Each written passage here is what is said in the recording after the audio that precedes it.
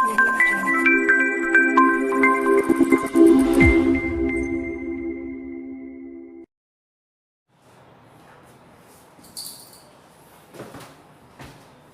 Dear students, આજે ફરીથી આપણે મળી રહ્યા છીએ એઝ ઓલવેઝ કેમિસ્ટ્રી ભણવા માટે. ઓકે, કયું ચેપ્ટર આપણે ભણી રહ્યા છે? Periodic table. ક્લિયર? ના છૂટકે મારે કહેવું પડે છે કે તમારા પરફોર્મન્સથી કાં તો તમારા રિસ્પોન્સથી એટલું તો સેટિસ્ફાઈડ નથી. કેમ સર?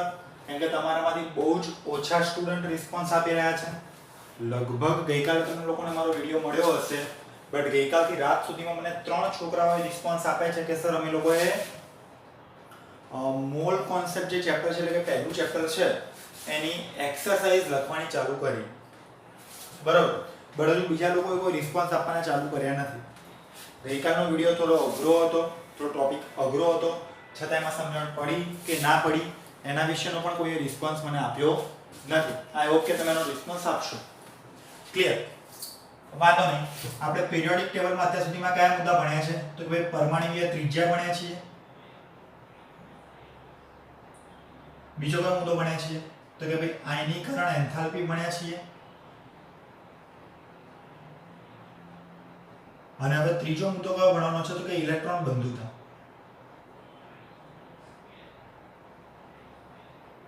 આપણે નવો મુદ્દો ભણવા જઈ રહ્યા છીએ ઇલેક્ટ્રોન બંધુતા.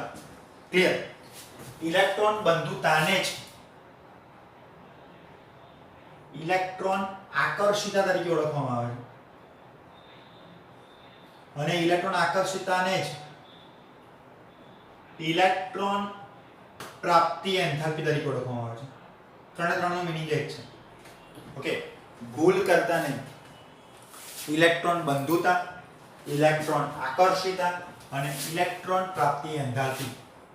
ઇલેક્ટ્રોન બંધુતા કાં તો ઇલેક્ટ્રોન આકર્ષિતાને આપણે કહીશું ઇલેક્ટ્રોન એફિનિટી, એટલે કે સંજ્ઞા આપીશું EA. અને બીજું કહીએ છીએ ઇલેક્ટ્રોન પ્રાપ્તિ એન્થાલ્પીને ઇલેક્ટ્રોન ગેઇન એન્થાલ્પી. એની સંજ્ઞા આપીશું આપણે ડેલ્ટા EGH. એન્થાલ્પી નો મતલબ H, EG નો મતલબ ઇલેક્ટ્રોન ગેઇન.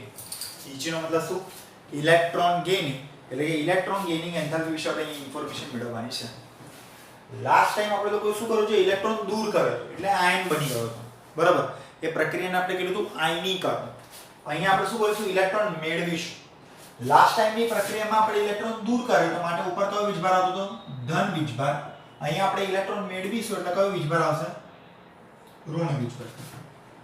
સમજ પડે છે બાળકો? આપણે લોકો અહીંયા શું કરવાના છે? ઇલેક્ટ્રોન મેળવવાના છીએ. અને ઇલેક્ટ્રોન મેળવવાના હોવાના કારણે જે પણ સ્પીસીસ હશે એ સ્પીસીસ ઉપર કયા પ્રકારનો વીજભાર આવવાનો છે? ઋણ વીજભાર આવવાનો છે.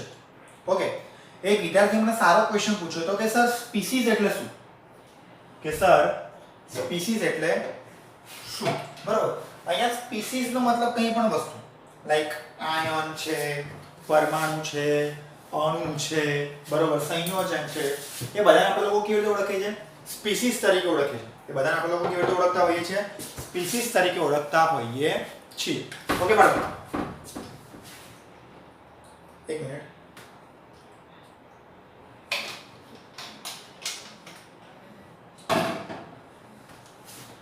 લેટ્સ સી કેવી રીતે ઓળખતા હોય આપણે સ્પીસીસ? કોઈ પણ પરમાણુ છે, કોઈ પણ આયન છે, કોઈ પણ અણુ છે, એ બધું આપણા માટે શું છે? સ્પીસીસ છે.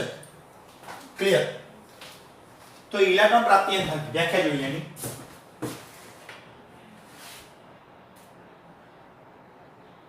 એક મોલ વાયુયુક્ત તટસ્થ પરમાણુમાં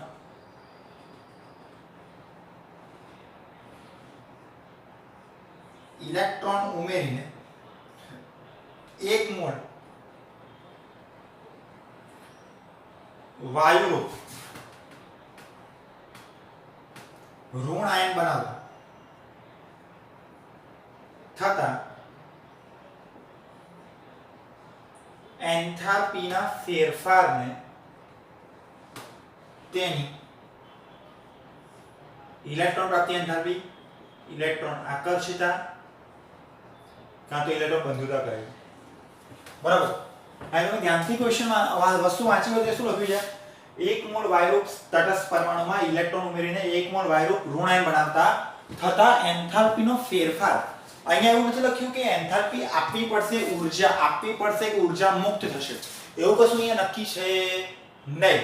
અહીંયા એન્થાલ્પીનો ફેરફાર જોવાનો છે. આયનીકરણ એન્થાલ્પીમાં એવું નક્કી હતું કે ઊર્જા શું કરવી પડશે? આપવી પડશે. આયનીકરણ એન્થાલ્પીમાં કેવું હતું? નક્કી હતું કે ઊર્જા શું કરવી પડશે?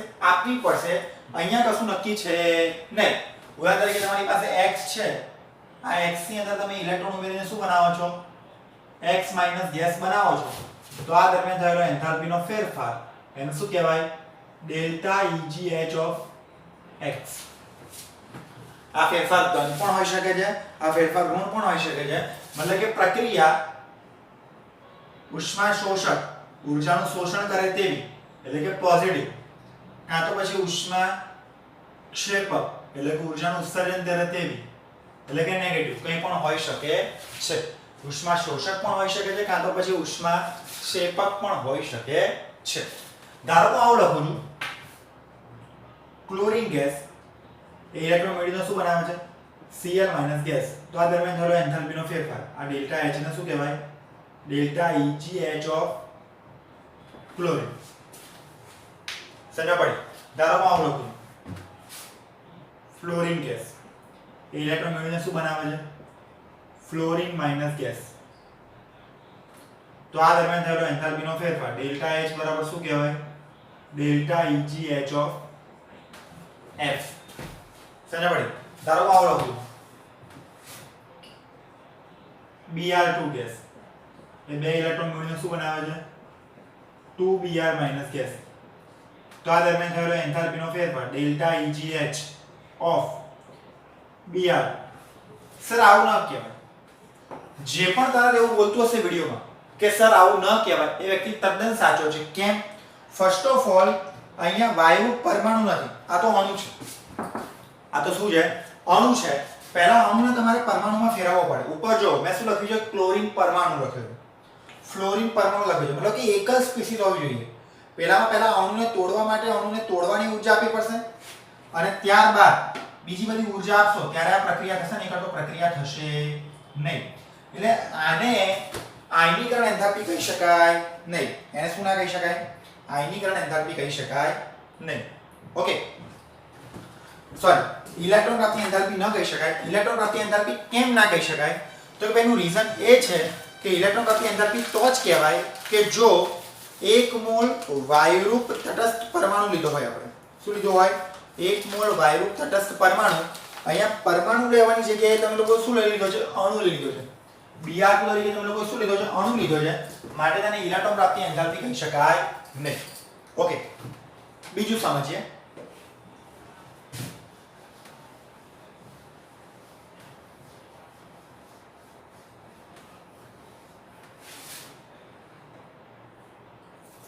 જોઈએ, જો વિદ્યુત ઋણ પરમાણુ હોય, ઉદાહરણ તરીકે આવર્તના જમણી બાજુના તત્વો,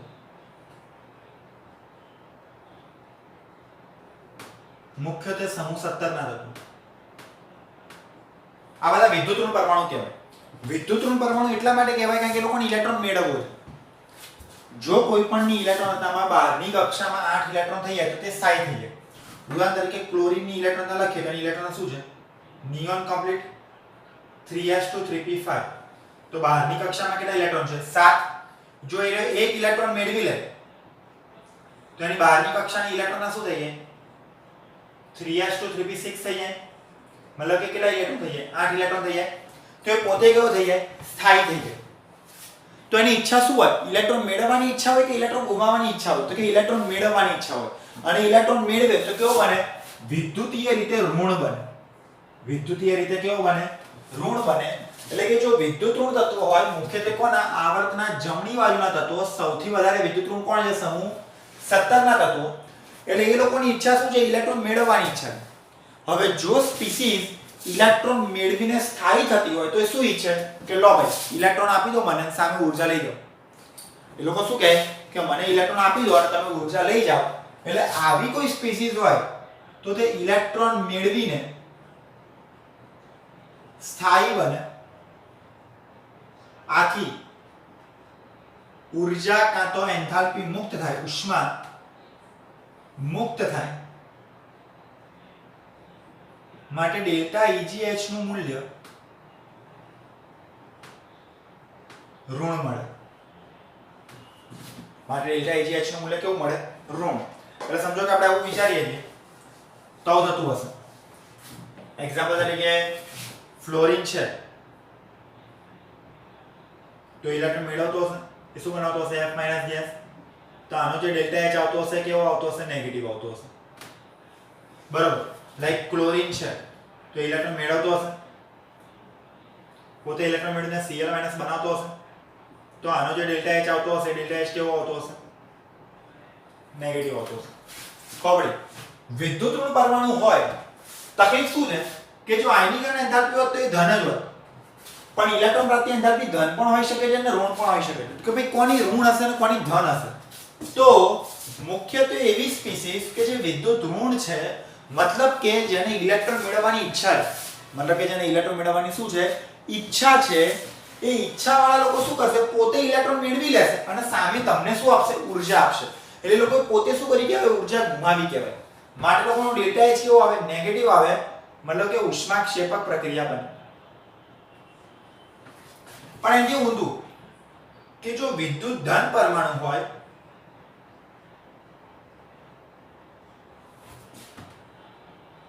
એટલે મુખ્યત્વે આવર્તના ડાબી બાજુના તત્વો,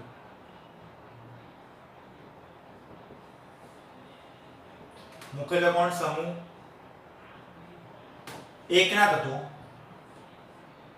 આ લોકોની ઈચ્છા ઇલેક્ટ્રોન મેળવવાની હોય નહીં. આ લોકોની ઈચ્છા કઈ હોય? ઇલેક્ટ્રોન ગુમાવવાની. કેમ ભાઈ? ઉદાહરણ તરીકે ધારો કે હું લઉં છું સોડિયમ. તો સોડિયમની ઇલેક્ટ્રોન શું છે? Neon complete 3s1. એની બહારની કક્ષામાં કેટલા ઇલેક્ટ્રોન છે? 1. મેં તમને શું કીધું? સ્થાયી થવા માટે કેટલા થવા જોઈએ? 8. હવે એની પાસે 1 જ છે. હવે આને આવી રીતે લખી શકાય?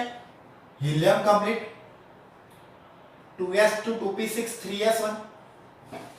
હવે એની પાસે બે ઓપ્શન છે. ક્યાં તો કોકની પાસેથી 7 ઇલેક્ટ્રોન પકડી લાવે, કાં તો કે ચલો આ એકને જવા દો. એકને જવા દો તો બી 12 કેટલા થઈ ગયા? 8. 7 ને પકડી લાવો તો બી 12 કેટલા થઈ ગયા? 8. તો વધુ સારી વસ્તુ કઈ? એકને જવા દો. એટલે આ લોકોની ઈચ્છા કેવી હોય? ઇલેક્ટ્રોન ગુમાવવાની હોય. હવે જો એ લોકોની ઈચ્છા ઇલેક્ટ્રોન ગુમાવવાની હોય તો ઇલેક્ટ્રોન ગુમાવીને કેવા બને? વિદ્યુત ધન બને.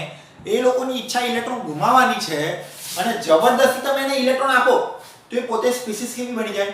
અસ્થાયી બની જાય. એ પોતે સ્પીસીઝ કેવી બની જાય? અસ્થાયી બની જાય. અસ્થાયી બની જાય તો સ્થાયી કરવા માટે તમારે ઊર્જા આપવી પડે. એટલે કેવું કહેવાય કે ઇલેક્ટ્રોન મેળવીને અસ્થાયી બને. માટે ઊર્જાનું શું થાય? શોષણ થાય.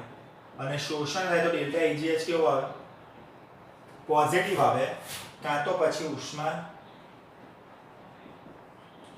શોષક પ્રક્રિયા થાય. એટલે જે આપણે કીધું કે ડેલ્ટા EGH ઉષ્મા શોષક બી હોઈ શકે છે, કાં તો ઉષ્માક્ષેપક બી હોઈ શકે છે. ઉષ્માક્ષેપક કોની માટે હશે? વિદ્યુત ઋણ તત્વો માટે. ઉષ્મા શોષક કોના માટે હશે? વિદ્યુતીય ધન માટે. એટલે વિદ્યુત ઋણ મતલબ એ લોકોને ઋણ બનવું છે, વિદ્યુત ધન મતલબ કે લોકોને ધન બનવું છે, ઋણ નથી બનવું. જબરદસ્તી તમે એને ઋણ બનાવો તો પોતે અસ્થાયી થઈ જાય અને સ્થાયી કરવા માટે બહારથી તમારે ઊર્જા શું કરવી પડે? આપવી પડે. ડેલ્ટા EGH શું થઈ જાય? પોઝિટિવ થઈ જાય. ખબર પડે? ઇન શોર્ટ તમારે આવું યાદ રાખવાનું છે કે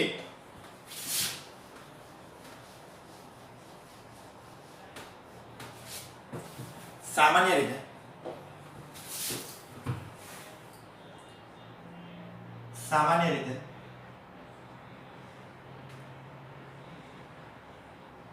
વિદ્યુત ઋણ તત્વોની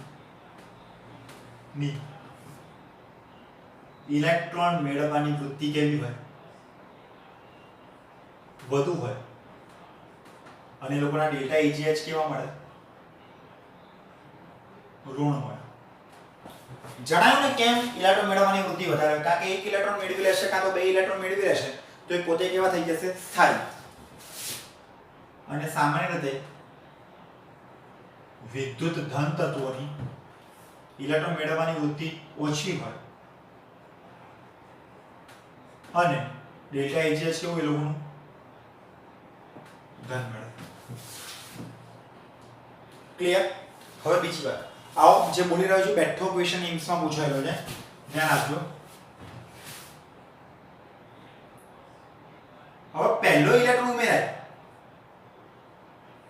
પ્રથમ ઇલેક્ટ્રોન ઉમેરાય તો તેને પ્રથમ ઇલેક્ટ્રોન ઉમેરાય તો તેને પ્રથમ ઇલેક્ટ્રોન પ્રાપ્તિ એન્થાલ્પી કહે.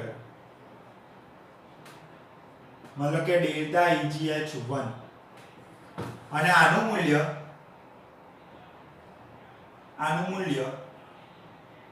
ધન અથવા ઋણ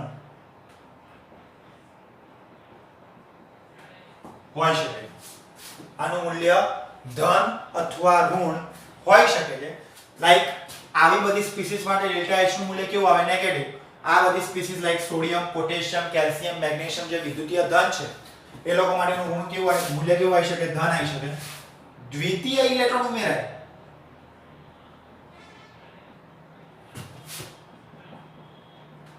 તો તેને દ્વિતીય ઇલેક્ટ્રોન પ્રાપ્તિ એન્થાલ્પી કહે છે. અને ડેલ્ટા EgH2 કહેવાય. અને આનું મૂલ્ય ધન જ હોય. કોઈ માથાકૂટમાં પડવાની જરૂર જ નહીં. જેવું કે આયનીકરણ એન્થાલ્પીમાં આપણે કોઈ માથાકૂટમાં પડવાની જરૂર પડી નહીં. આયનીકરણ એન્થાલ્પીમાં શું કરવી પડે? ઊર્જા આપવી પડે. એટલા માટે ડેલ્ટા EgH નું મૂલ્ય કેવું આવે? ધન જ આવે. આમાં કેવું છે? જો એની ઈચ્છા હોય કે ઇલેક્ટ્રોન મેળવવો હોય તો ઇલેક્ટ્રોન મેળવીને ઊર્જા આપે તો ઉષ્માક્ષેપક. ધારો કે એની ઈચ્છા ઇલેક્ટ્રોન ગુમાવવાની હોય, તમે જબરદસ્તી એને ઇલેક્ટ્રોન આપો તો પોતે અસ્થાયી થઈ જાય, તો તમારે એને સ્થાયી કરવા માટે સામેથી ઊર્જા આપવી પડે. એટલે જે પ્રથમ ઇલેક્ટ્રોન પ્રાપ્તિ એન્થાલ્પી છે એનું મૂલ્ય કાં તો ધન બી હોઈ શકે કાં તો ઋણ પણ હોઈ શકે. પરંતુ જે દ્વિતીય ઇલેક્ટ્રોન પ્રાપ્તિ એન્થાલ્પીનું મૂલ્ય છે, જે કયું છે? દ્વિતીય ઇલેક્ટ્રોન પ્રાપ્તિ એન્થાલ્પીનું મૂલ્ય એ હંમેશા ધન જ હોય. એઝ વેલ એઝ, ધ્યાનથી સાંભળજો, આના સિવાય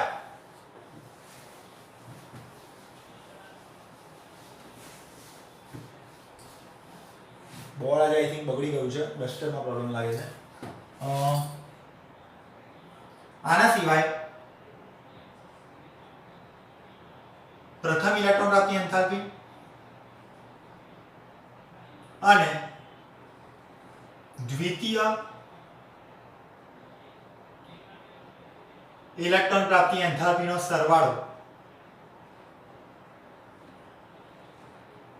ધન જ હોય. કન્ફર્મ. ઓકે, તો તમને એક બહુ સરસ એક્ઝામ્પલ આપું. ધારો કે ઓક્સિજનની વાત કરું. ઓક્સિજનની ઇલેક્ટ્રોન શું છે? Helium complete 2s2 2p4. સંયોજકતા કક્ષાના ઇલેક્ટ્રોન કેટલા થયા? 6 થયા. સંયોજકતા કક્ષાના ઇલેક્ટ્રોન 6 થયા તો અષ્ટક કરવા માટે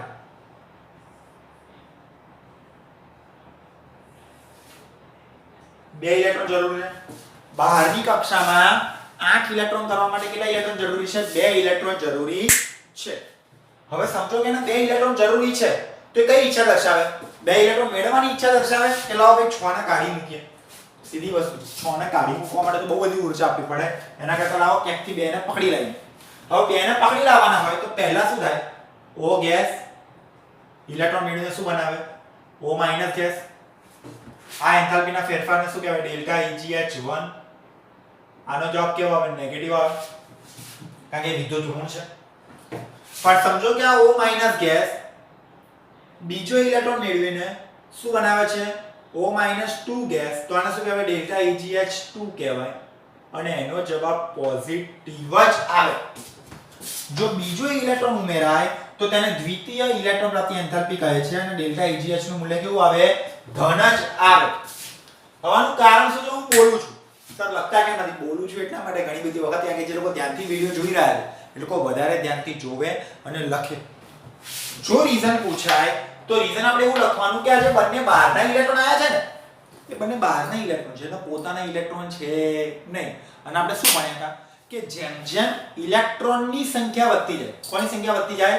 ઇલેક્ટ્રોનની સંખ્યા વધતી જાય, તેમ ઇલેક્ટ્રોન વચ્ચે શું વધતું જાય? અપાકર્ષણ વધતું જાય. ઇલેક્ટ્રોન વચ્ચે શું વધતું જાય? અપાકર્ષણ વધતું જાય. એટલે છે બંને બહારના ઇલેક્ટ્રોન છે. આના પ્રોટોન કેટલા? ઓક્સિજનનો પરમાણુ ક્રમાંક 8, એટલે પ્રોટોન બી 8, ઇલેક્ટ્રોન બી 8. આમાં બહારનો એક નવો ઇલેક્ટ્રોન આવ્યો, ઇલેક્ટ્રોન થઈ ગયા 9. આમાં બહારનો બીજો એક આવ્યો, ઇલેક્ટ્રોન થઈ ગયા 10. એટલે વધારાના બે ઇલેક્ટ્રોન આવ્યા. તો ઇલેક્ટ્રોન વચ્ચે શું થાય? અપાકર્ષણ થાય. અપાકર્ષણનું માત્રા એટલી બધી હોય કે Z ઇફેક્ટિવ ઓછો થઈ જાય. Z ઇફેક્ટિવ આપણે ભણી ચૂક્યા છીએ. Z ઇફેક્ટિવ ઓછો થઈ જાય, એ સ્થાયી રહી શકે નહીં. અષ્ટક જેવી ઇલેક્ટ્રોન રચના કરતા અપાકર્ષણની માત્રા કેવી છે? વધારે. કોઈના મગજમાં એવું આવે કે સર 8 ઇલેક્ટ્રોન તો થઈ ગયા ને? હા, 8 ઇલેક્ટ્રોન થઈ ગયા, પણ એ જે ફેક્ટર આપણે થઈ રહ્યો છે એના કરતા અપાકર્ષણની માત્રા કેવી છે? વધારે છે. અપાકર્ષણની માત્રા ખૂબ જ વધારે હોવાના કારણે સ્પીસીઝ અસ્થાયી બને, અને અસ્થાયી બનતી હોવાના કારણે ડેલ્ટા EgH2 નું મૂલ્ય હંમેશા પોઝિટિવ જ મળે. ક્લિયર? અને બીજી વાત, ધારો કે બંનેનો સરવાળો કરી નાખું, સરવાળો કરતા જતા રહીએ, બંને સાથે લખીએ તો શું થાય? O ગેસ, બે ઇલેક્ટ્રોન ભેગા થાય, શું બનાવ્યું? O-2 gas. તો આને શું કહેવાય? ડેલ્ટા EgH1 વત્તા ડેલ્ટા EgH2 કહેવાય. આ બંનેનો સરવાળો પોઝિટિવ જ મળે. પ્રથમ ઇલેક્ટ્રોન ઉમેરાય તો સ્પીસીઝ પ્રમાણે ધન પણ હોઈ શકે છે, ઋણ પણ હોઈ શકે છે. આ લાઈન વિદ્યુત ઋણ હતી તો પ્રથમ વિદ્યુત ઋણ હતી માટે નેગેટિવ હોય. બીજો ઉમેરાય તો પોઝિટિવ જ હોય. બીજો ઇલેક્ટ્રોન ઉમેરાયો એટલે સ્પીસીઝનું મૂલ્ય પોઝિટિવ જ હોય, એઝ વેલ એઝ પ્રથમ ઇલેક્ટ્રોન પ્રાપ્તિ એન્થાલ્પી અને દ્વિતીય ઇલેક્ટ્રોન પ્રાપ્તિ એન્થાલ્પીનો સરવાળો ધન જ હોય. એટલે આન્સર બી કેવો મળે? ટોટલ ધન જ મળે. એ પછી ભલે ગમે તેવી સ્પીસીઝ કેમ ના હોય, વિદ્યુત ઋણ સ્પીસીઝ હોય કે વિદ્યુત ધન સ્પીસીઝ હોય. સમજ પડી કે બાળકો? આવડશે? ઓકે. આ થાય એના ફેક્ટર્સ.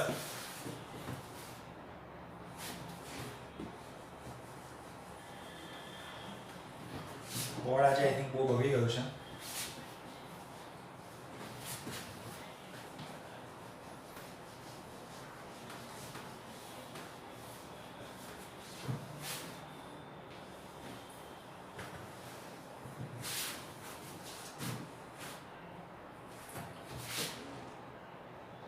વાત કરીએ આવર્ત. આવર્તમાં ક્યાંથી ક્યાં જઈશું? ડાબેથી જમણે. દર વખતે આપણે ભણીએ છીએ કે આવર્તમાં કોણ આવે, સમૂહમાં કોણ આવે. એટલા માટે હું તમને વારંવાર કહેતો આવ્યો છું કે આવર્ત કોને કહેવાય, સમૂહ કોને કહેવાય, ધ્યાનથી ભણવાનું છે. કોનામાં કયા તત્વો આવે એ બધી વસ્તુ બી ધ્યાનથી ભણવાની છે. આવર્તમાં આપણે ડાબેથી જમણે જઈએ. યાદ રાખજો, આ એવી એક્ઝામ્પલ્સ છે બધા કે જેમાં ડીપમાં અલગ ક્વેશ્ચન ના પૂછી શકે, કારણ કે મોસ્ટ ઓફ એક્સેપ્શનલ કેસ છે. હું તમને ઓર્ડર લખાઈશ બધાને. ડાબેથી જમણે જઈએ. n કેવો રહે? અચળ રહે. પ્રોટોન અને ઇલેક્ટ્રોનની સંખ્યા ક્રમશઃ વધે. કેન્દ્ર અને બાહ્યતમ કક્ષાની ઇલેક્ટ્રોનની, કેન્દ્ર અને બાહ્યતમ કક્ષાના ઇલેક્ટ્રોનની ઇલેક્ટ્રોન વચ્ચેનું અંતર ઘટે. અંતર ઘટે તો શું વધે? આકર્ષણ વધે. ઇલેક્ટ્રોનનું આકર્ષણ વધે તો ઇલેક્ટ્રોન મેળવવાની વૃત્તિ શું થાય? વધે. અને ઇલેક્ટ્રોન મેળવવાની વૃત્તિ વધે તો ડેલ્ટા EgH નું મૂલ્ય બી શું થાય? વધે. પણ કઈ સાઈનમાં? નેગેટિવ સાઈનમાં. મતલબ કે ઉષ્માક્ષેપક થતું જાય. ફરીથી રિપીટ કરો. ડાબેથી તમે જમણે તરફ જાઓ તો જમણી બાજુ કયા તત્વો આવે છે? વિદ્યુત ઋણ. ડાબી બાજુ કયા તત્વો આવે છે? વિદ્યુત ધન. તો વિદ્યુત ધન તત્વોને ઇલેક્ટ્રોન મેળવવો હોય નહીં તો એ લોકોના ડેલ્ટા EgH નું મૂલ્ય કેવું આવે? ધન. જેમ જેમ ડાબેથી જમણી તરફ જાઓ છો તેમ કેવા તત્વો આવે છે? વિદ્યુતીય ઋણ તત્વો આવે છે. કેવા તત્વો આવે છે? વિદ્યુતીય ઋણ. કારણ કે એ લોકોને શું મેળવવું છે? ઇલેક્ટ્રોન મેળવવો છે. એટલે જેમ જેમ ડાબેથી જમણે તરફ જાવ એ લોકોની ઇલેક્ટ્રોન મેળવવાની વૃત્તિ વધતી જાય તો એ લોકો શું કરે? ઇલેક્ટ્રોન મેળવે અને સામે તમને ઉર્જા આપે. ડાબી બાજુના તત્વોમાં કેવું હોય, ઇલેક્ટ્રોન જો તમે એને આપી દો તો એ કેવો થઈ જાય, અસ્થાયી. તો તમારે એને ઉર્જા આપવી પડે. તો ડાબી બાજુવાળા તત્વોની ડેલ્ટા EGH કેવી હોય, ધન હોય. પછી ઓછી ધન, ઋણ, વધારવું એવું થતું. ઓકે, તમારે આટલું બધું ડીપમાં ના ખાવા પડે તો તમારે ખાલી મૂલ્ય પૂછાય તો સાઇન સાથે નહીં પૂછાય, વેલ્યુ તો પૂછાય જ નહીં, ક્રમ જ પૂછાય. તો ક્રમમાં તમારે ખાલી એટલું યાદ રાખવાનું કે આવર્તમાં ડાબેથી જમણે તરફ જતા ડેલ્ટા EGH નું મૂલ્ય શું થાય છે, વધે છે. આવર્તમાં ડાબેથી જમણે તરફ જતા ડેલ્ટા EGH નું મૂલ્ય શું થાય છે, વધે છે. સમજ પડી? તમારા માટે ફરીથી એકવાર રિપીટ કરું છું બાળકો, ધ્યાન રાખજો. ડાબી બાજુ કેવા તત્વો છે, વિદ્યુતીય ધન તત્વો. જમણી બાજુ કેવા તત્વો છે, વિદ્યુતીય ઋણ. ડાબી બાજુવાળા તત્વોને ઇલેક્ટ્રોન મેળવવો જ નથી, એ લોકોની ઇચ્છા શું છે, ઇલેક્ટ્રોન ગુમાવવો. જમણી બાજુવાળા તત્વોને શું છે, ઇલેક્ટ્રોન મેળવવો છે. કેમ મેળવશે તો કોના જેવા થઈ જશે, અષ્ટક જેવા. તો ડાબેથી જમણે તરફ જાઓ તો ઇલેક્ટ્રોન મેળવવાની વૃત્તિ વધે, એ લોકો ઇલેક્ટ્રોન મેળવે, સામે તમને ઉર્જા આપે. ઉર્જા આપે તો કેવું કહેવાય, નેગેટિવ, ઉષ્માક્ષેપક. જમણી બાજુવાળા એવું કરે, ડાબી બાજુવાળા શું કરે, અમારે ઇલેક્ટ્રોન જોઈતો નથી, છતાં જબરદસ્તી તમે એને ઇલેક્ટ્રોન આપો તો એ પોતે કેવો થઈ જાય, અસ્થાયી. રીઝન આપ્યું હતું સોડિયમ વાળું, એ પોતે અસ્થાયી થઈ જાય તો તમારે એને ઉર્જા આપવી પડે. એટલે નોર્મલી ડાબી બાજુવાળા તત્વો માટે ડેલ્ટા EGH નું મૂલ્ય કેવું હોય, ધન. જમણી બાજુવાળા તત્વો માટે ડેલ્ટા EGH નું મૂલ્ય કેવું હોય, ઋણ. એટલે ડાબેથી તમે જમણે તરફ જાઓ એમ ડેલ્ટા EGH નું મૂલ્ય શું થતું જાય, ઋણ થતું જાય. કેવું થતું જાય, ઋણ થતું જાય. એટલે શું થતું જાય, વધતું જાય. યાદ રાખજો, ઋણ શું દર્શાવે છે, કે એને ઉષ્મા છૂટી પાડી. ધન શું દર્શાવે છે, કે ભાઈ આપણે એને ઉષ્મા આપવી પડી. બરોબર, આ એ જ છે. ઋણનો મતલબ ઘટતું હોય એવું નથી. ઋણનો મતલબ શું છે, કે પોતે ઉષ્મા ગુમાવે. અને ધનનો મતલબ શું છે, આપણે એને ઉષ્મા આપવી પડે. ઓકે, આ બંને વચ્ચેનો મેઇન ડિફરન્સ છે. ધીમે ધીમે તમે કેમિસ્ટ્રી ભણતા જશો એટલે એન્થાલ્પી ને બધું તમારે ભણવામાં આવશે. એટલે જો આટલું બધું ડીપમાં અત્યારે તમે લોકો ના ઉતરી શકો તો જ્યારે તમને પર્સનલી મળીશ ત્યારે આખો કોન્સેપ્ટ ફરીથી કરાવી દઈશ. એવું હશે તો ડેલ્ટા EGH નું મૂલ્ય ડાબેથી જમણે વધે, તમારે આટલું યાદ રાખવાનું. ઓકે, હવે આમાં બહુ બધા અપવાદ છે. કેમ કે બધાના રીઝન હું તમને આપી શકું છું. ત્યારે હું ડાબેથી જમણે લખું lithium, beryllium, boron, carbon, nitrogen, oxygen, fluorine, neon. ડાબેથી જમણે આવું લખી દઉં.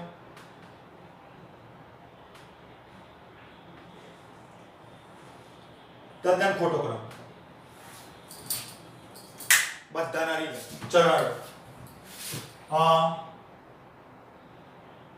NS1 વાળાનો જે જવાબ હોય ને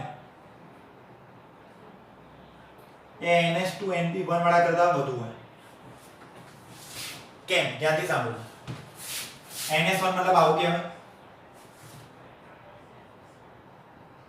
NS2NP1 મતલબ આવું કહેવાય. તો જે NS1 હોય, જે લોકો ધ્યાનથી મારી ભણ્યા છે લોકો બધા સમજી જશે. જો NS1 હોય તો એ લોકો શું ઈચ્છે, કે હું ઇલેક્ટ્રોન લઈ લઉં. જો ઇલેક્ટ્રોન લઈ લઈશ તો મારી ઇલેક્ટ્રોન આવી થઈ જશે તો કેવો થઈ જશે, સ્થાયી થઈ જશે. કેમ? કારણ કે આ કેવી ઇલેક્ટ્રોન ના કહેવાય, પૂર્ણ ઇલેક્ટ્રોન રચના.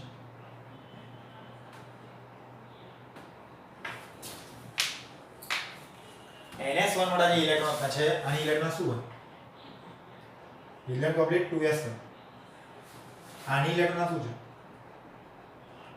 Helium complete 2s2 2p1. NS2NP1 આ NS1.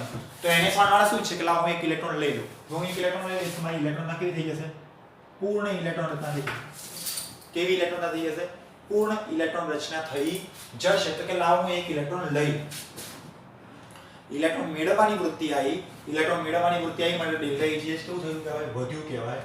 માટે NS1 જેવી ઇલેક્ટ્રોન રચના ધરાવતા તત્વોની ઇલેક્ટ્રોન પ્રાપ્તિ એન્થાલ્પી NS2NP1 જેવી ઇલેક્ટ્રોન રચના ધરાવતા તત્વો કરતા કેવી હોય, વધારે હોય. કારણ આપણે લખ્યું હતું કે પૂર્ણ કક્ષકોની સ્થાયીતા અપૂર્ણ કક્ષકો કરતા કેવી હોય, વધારે હોય. બીજી વાત,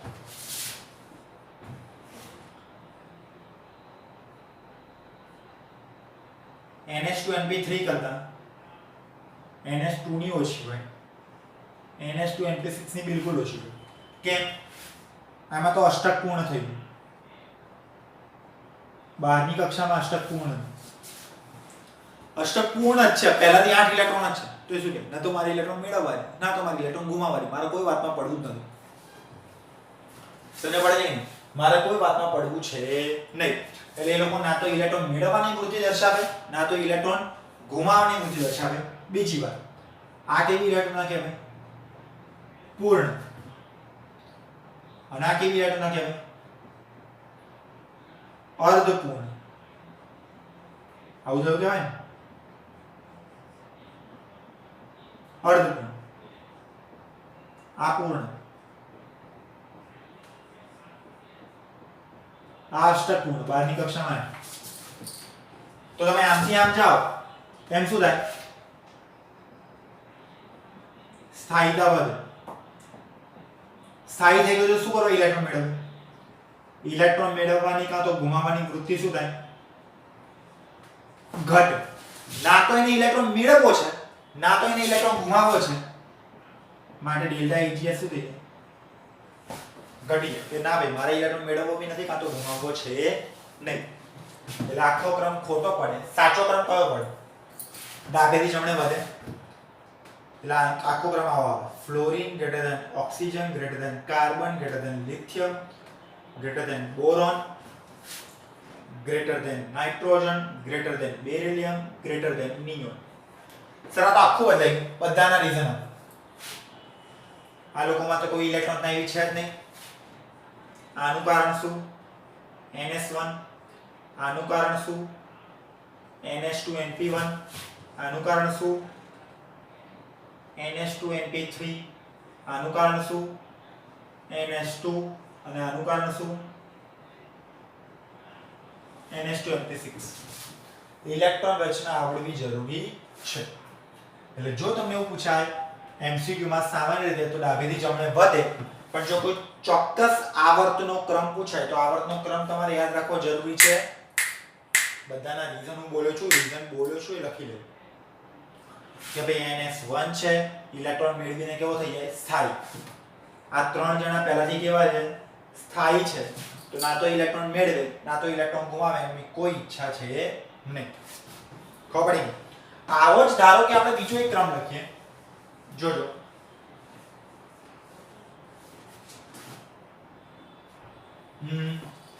like sodium, magnesium, aluminium, silicon, phosphorus, chlorine, argon.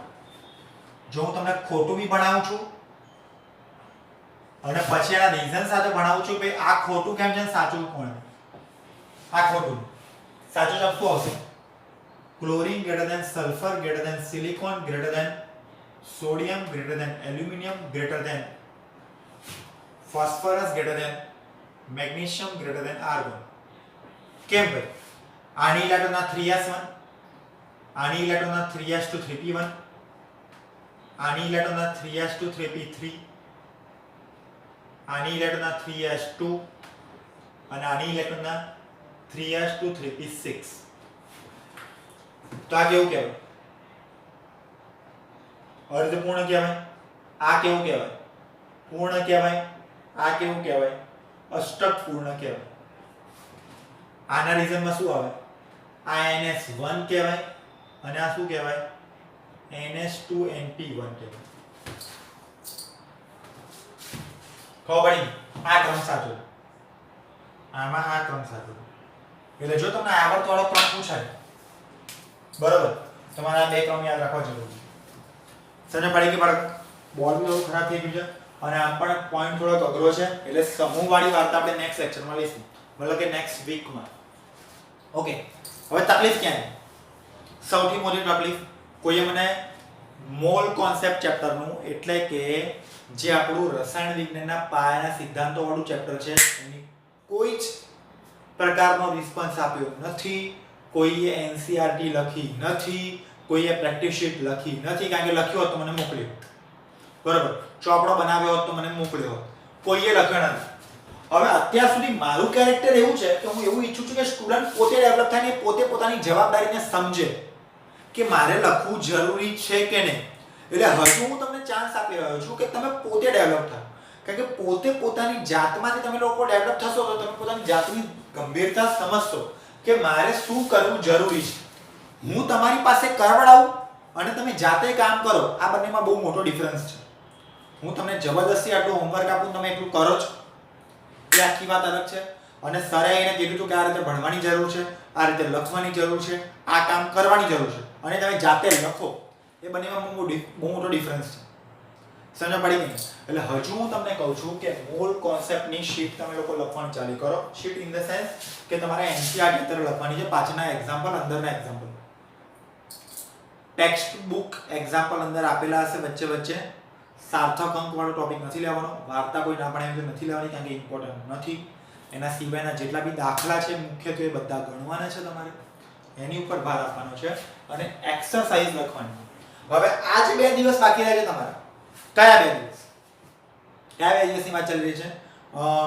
વાત ચાલી રહી છે આ શનિવારની અને રવિવારની. આ બંને દિવસની અંદર હું ઈચ્છું કે રવિવારે રાત સુધીમાં મને મેક્સિમમ વિદ્યાર્થીઓના રિસ્પોન્સ મળે, કારણ કે જો તમારા તરફથી મને રિસ્પોન્સ મળશે તો મને ભણાવવાની મજા આવશે. સમજ પડી?